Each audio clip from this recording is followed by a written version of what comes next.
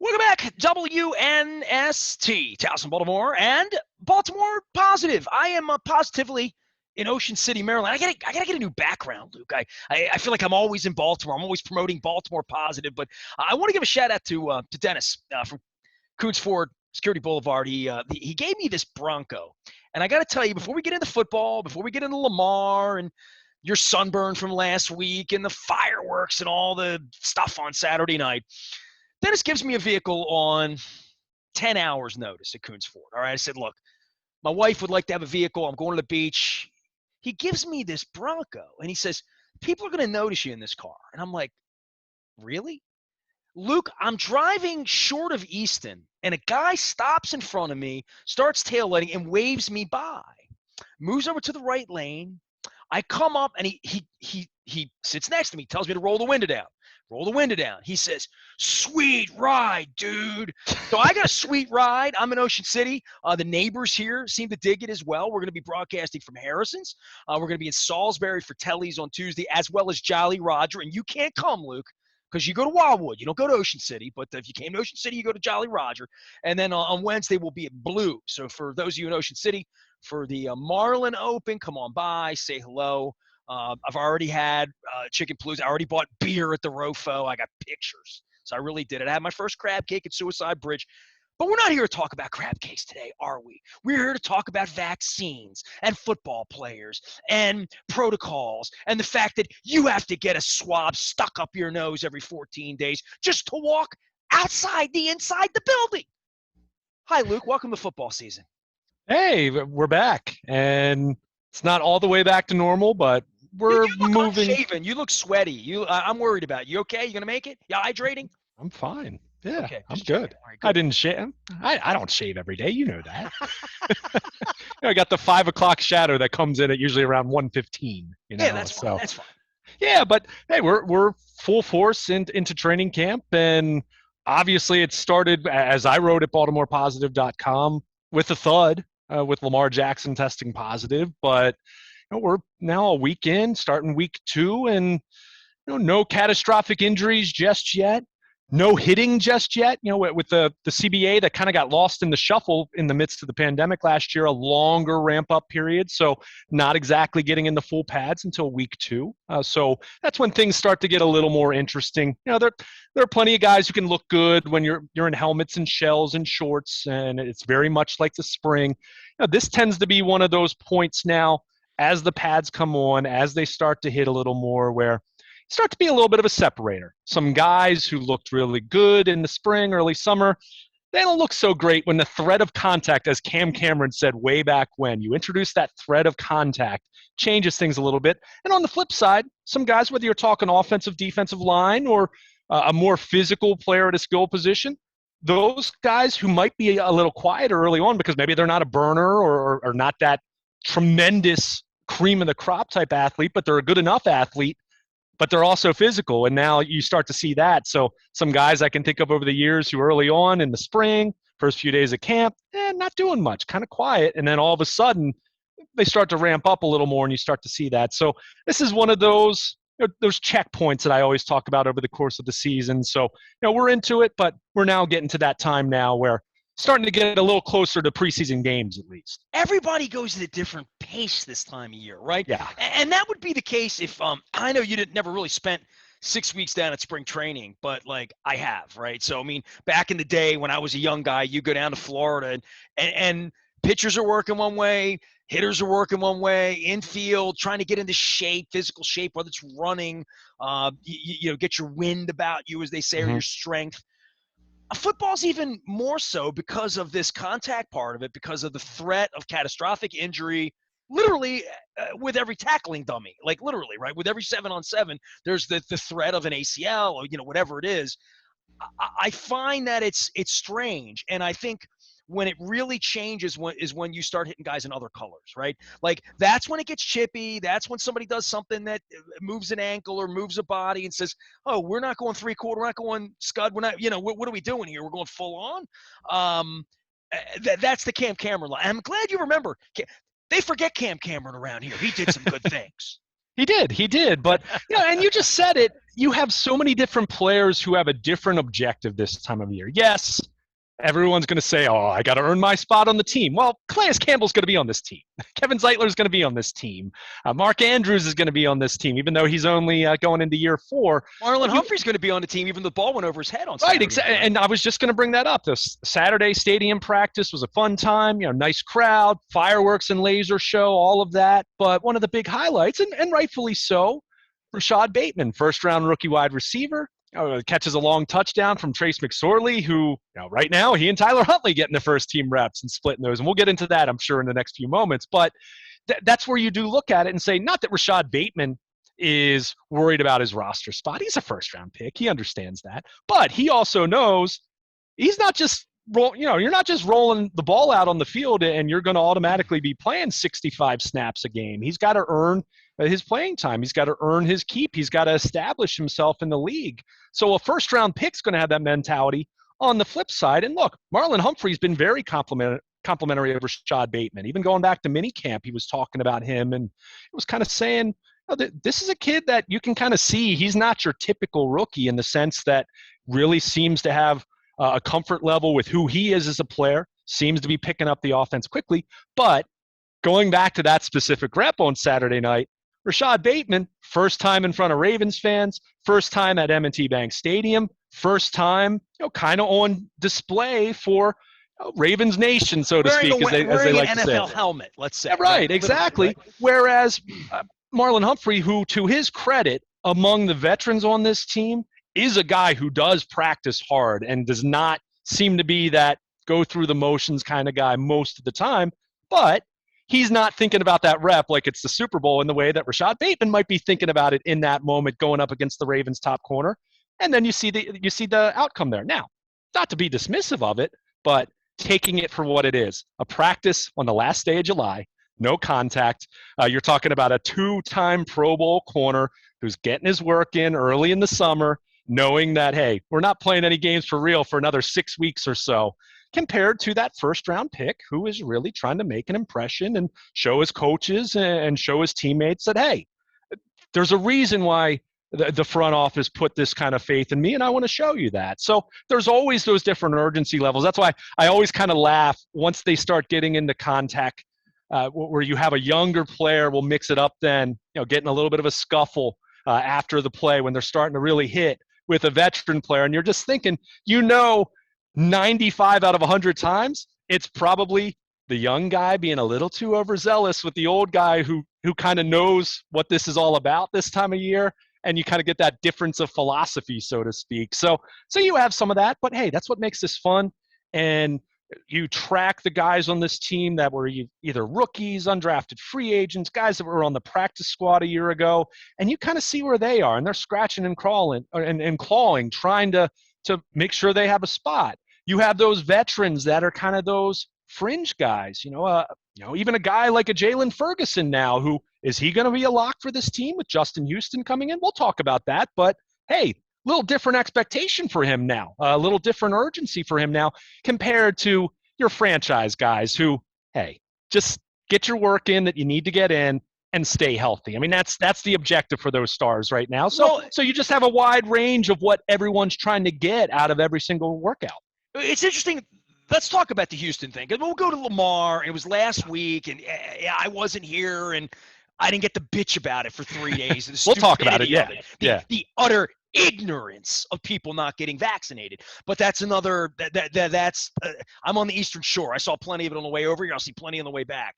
But the Houston thing, this had been rumored forever, and Harbaugh made it out to be they've been kissing each other and talking and exchanging words for we talk so much about this year to year, decade to decade, coach to coach, whether it's Billick and Trevor Price or whether it's John Harbaugh and Steve Smith or whatever it would be, the building, the franchise, the expectations, all the things that you and I have as fans, you have as a reporter, I have as someone that's pinned my life and livelihood to this over the last 25 years.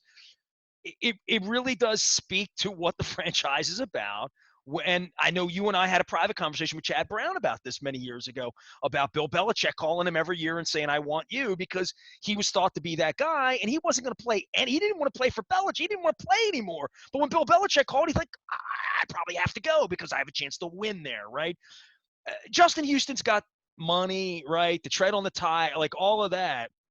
And he's almost an NBA player here, right? He's picking his spot, right? And that's what you would expect a 32-year-old to do. Now, salary cap, money, his value, whether he'll play like a $4 million player or play like a $12 million player. The difference is every Jalen Ferguson in this franchise has to be looking over their shoulder for how many reps am I going to get? What's the belief in me? Because at any point, this franchise will bring in Domata Pecco, on week 12 or whatever. I mean, it's almost like the trading deadline this week with baseball. I don't know who the hell Max Scherzer's playing for. I just know it's not. I know the Nationals aren't a team anymore. But the Ravens aren't done. They're not done. And like to get a text on Justin, they're not done. They're not done with the Zeitlers and the Villanuevas. I bet there's still somebody else that'll come into this thing before it's all over with at some point, if not during the season. I mean, hell, they recruited 4/11ths of their defense a couple of years ago and made a pretty strong playoff run. Yeah, I mean, that's the benefit when you've been a team that has been successful for a long period of time and you're considered a model organization. The Ravens, the Pittsburgh Steelers, the Kansas City Chiefs at this point, New England still with the Belichick factor. I mean, you just go down the list. I mean, I would have said until recently Green Bay, but how the Aaron Rodgers thing has played out, maybe that's changed over the last, 18 months. But, those organizations, one, they're the organizations that seem to understand that roster building is a year-round process. Yes, there are certain checkpoints like the start of free agency, like the draft, like post-June 1st, like the trade deadline, but understanding that you can dip into all those different resources in terms of trying to find talent. That's why typically, although I mentioned New England and they were a big player on free agency this year, unlike any time you could really recall, to that degree anyway, for the Patriots. But the best organizations understand that, and they're not trying to win the Super Bowl in March or win the Super Bowl in April or even even at the end of August. To your point, as far as some of the players the Ravens have brought in season, whether it's a signing, whether it's a trade, as we've seen the last couple years. Let's go through some of these names. I mean, L.J. Ford, Josh Bond. I mean, sure.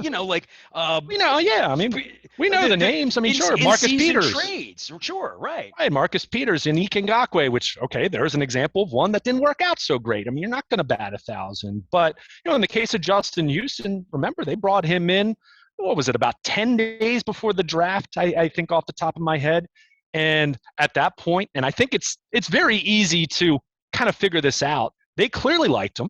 They didn't like him at the price he was asking for at the time. What was he, $8 million then? Was that what the number was? I'm guessing. I haven't heard that, but I'm sure, because to your point, he's 32.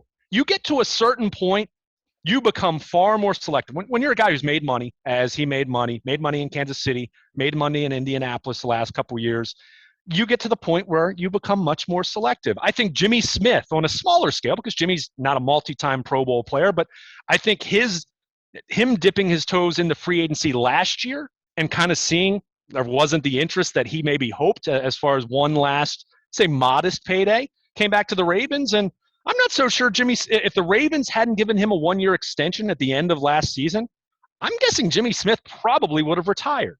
But you have those short list of teams, short list of circumstances, whether it's close to where you live, something like that. I mean, there's he's going to be a things. lifer Raven, isn't he? I mean, we really he's not going to go play for the Jets for 10 minutes or something. Right, Which doesn't feel that way. And it's wild too, because I can remember I was actually speaking to someone, and we'll get back to Justin Houston in a moment. But while I mentioned Jimmy Smith, 8 years ago, if you had told me that with Jimmy Smith, who, let's face it, his first couple years wasn't really looking like a first-round talent. It was a little iffy. Remember, he got hurt right away at his first game and missed some time. I always thought he looked like a first-round talent. He looked like a first-round talent. But he hadn't put it together, though, right? But like between that and I mean, not that Jimmy had an array of off-field issues, but he had a couple. And to the point where you're kind of wondering, okay, is he going to be a second contract guy? Well, he's ended up being beyond that, even with the injuries. I mean, a guy who, if he hadn't had so many injuries, might be talking about him in the same breath as Chris McAllister as far as all-time corners. Now, Well, think he's not about at what we're that talking level. about with smoking pot 10 years later, too, what that represents and what the stigma, of, he's a trouble and all that.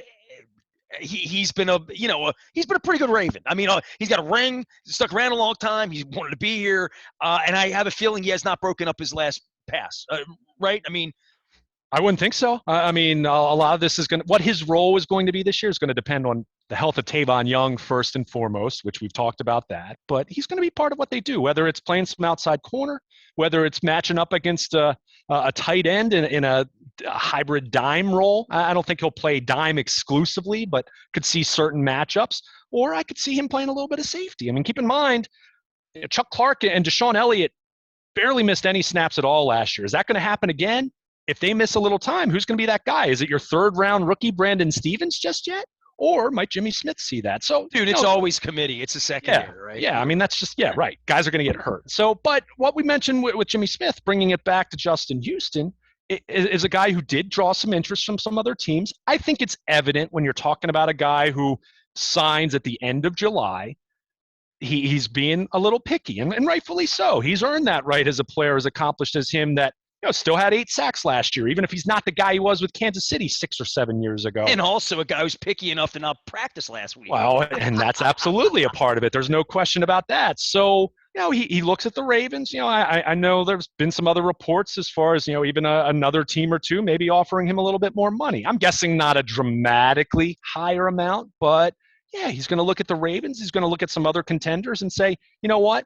That's a place, and I've heard from Marcus Peters in this case, who was very much instrumental in his recruitment. Those two teamed together in Kansas City. They're close friends. In fact, John Harbaugh said late Saturday night after practice that Marcus Peters was still making a couple calls on, kind of I don't know how much of it was the organization's behalf or just being a liaison between the two sides to say, hey, yeah, man, this is a good place to be. And Marcus Peters is a guy who had a reputation for wearing out his welcome in some Marcus previous Peters stops. Like anybody. The Ravens love him. The Ravens love, and he loves the Ravens. So there you go. So, you always have these relationships. I mean, just like any other career field, relationships are a big part of it, right? And football's no different in that way when you start talking about the business side. Yeah, there had to be a number that eventually he would accept, and the way it shakes out now, it's a little over $2 million that he'll have in his pocket between the base salary and the signing bonus, and some incentives can take that up to $4 million. So we'll see what he has left. He had 8 sacks, which would have led the Ravens last year, but John Harbaugh, Wink Martindale, Eric DeCosta, they've been the first ones to say this offseason, sacks aren't everything when talking about the pass rush. And when you do look at some of the peripherals on Houston, did appear to slow down a little more last year. And I thought it was interesting. I mean, Indianapolis did have a need at pass rush, and they decided to go in different directions. So doesn't mean he's done, but it is that reminder that, hey, there's a reason you were able to land him, even if he loves coming to the Ravens. $2 million, you're not talking about an elite salary there, and you're talking about a guy who's played in the league for a decade. So we'll see how it plays out. My guess is he'll be a situational rusher for them. And I think what the other thing that to me is appealing is you've brought in Odafe Owe. Tyus Bowser is still only 26 years old. I mentioned Jalen Ferguson. We'll see about him. I think this is a huge summer for him to make sure, first of all, he makes the team. Second of all, is he going to finally start to realize some of that potential the Ravens saw in him? And even a Dalen Hayes in the 5th round. So they have young guys. What the Ravens would ideally love to see is Justin Houston have another 8 to 10 sack season left in him. That's going to help out their pass rush for obvious reasons. And in the process, be a guy that's going to instill some wisdom in an Odafe Owe in his development. Because I still think Owe being a player as a first-round pick, making a major impact, and that doesn't mean he has to have 16 sacks, but a guy who's playing a lot, contributing, gets to the quarterback a little bit, plays the run well, which he did at Penn State, kind of an underrated part of his game that kind of went overlooked through the pre-draft process. If Justin Houston can contribute in that way, in the same way that Calais Campbell's doing that for some of the young guys up front and is doing that for Owe already, boy, then a $2 million investment, that's a home run then. So we'll see how it plays out. Again, you'll have some that work out beautifully, and you'll have others that aren't so great. I mean, we can all I'm remember. bullish on this one though. There's I'm fine with it. I mean, for $2 million, you have to be fine with it. I mean, even if you're thinking, well, he might only be a 4 or 5 sack guy, but for $2 million, if he can put some pressure on the quarterback and make the offensive line account for him lining up off the edge or set up some other guys with some of your stunts, then it works. It's Come on, fine dude. Let's then. just call it what it is. They're a better team today than they were last week. With him, they Sure, are. They really are. I mean, I don't want to say. I was going to be a jackass and because I was on vacation, I was going to tweet. Well, Ravens won the Super Bowl. They signed John. Yeah, I mean, I'm not going to go that far, but I mean, you I have think to think that. it sets a franchise like this on a pathway to do that.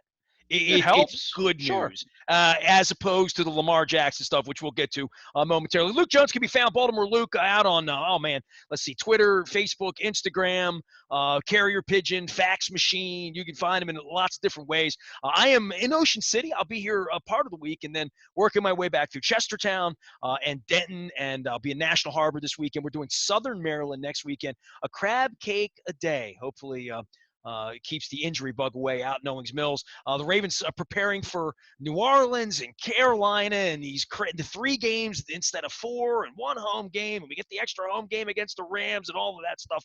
We'll get all over that. We're going to talk some more about the Ravens practice the other night and the daily practices, and of course Lamar Jackson. I am Nestor. We are WNST.net, AM 1570, AM 1570. Yes, Baltimore positive, and we never stop talking crab cakes and football, and we'll be right back.